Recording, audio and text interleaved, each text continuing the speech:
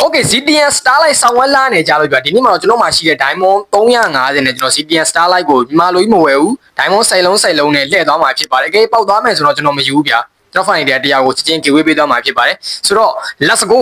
Okay ပထမဆုံးတစ်ခါတော့10ချိန်လောက်နဲ့ပဲရင်လဲကောင်းမယ်ထင်တယ်နော်။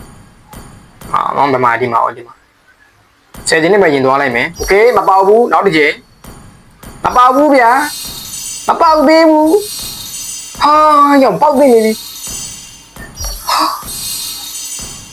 ဟာတော့ငါ90နဲ့လဲလိုက်မှာကွာအဲ့မပေါက်ဘူးကောင်းတယ်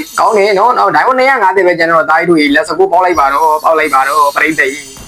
ဟာရောက်တစ်ချိန်နဲ့ဘဏ္ဍာစာရှိနေတော့မပေါက်တော့30မပေါက်ဘူးโอเคနားစားကောင်းတယ်ကျောင်းမှာ20 30 40အဲ့မှာ30နဲ့ပဲဖောက်လိုက်မှာမပေါက်ဘူးရောက်ရဲ what the fuck ကုန်တော့မယ်ဒိုင်မွန်နေ what the fuck ပြ30နဲ့ပဲကျန်တော့တယ်ကျောင်း30သွားလိုက်ကွာအကုန်လဲမှာနေတခေါကြီးမယ်လဲဒိုင်မွန်100ပဲကျန်တော့တယ်ဒါကြီးတခေါကြီးရဲမှာဖြစ်နေ what the fuck တခါပဲလဲတော့ဟာ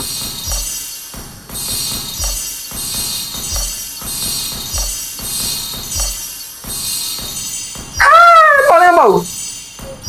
လီရပါဒါမဲ့ကိုမှ Starlight က4ကက်ရှိနေတယ်ဆိုတော့ဟို Starlight ကတ်ထဲရပဲကြည့်ပေးလိုက်တော့မယ်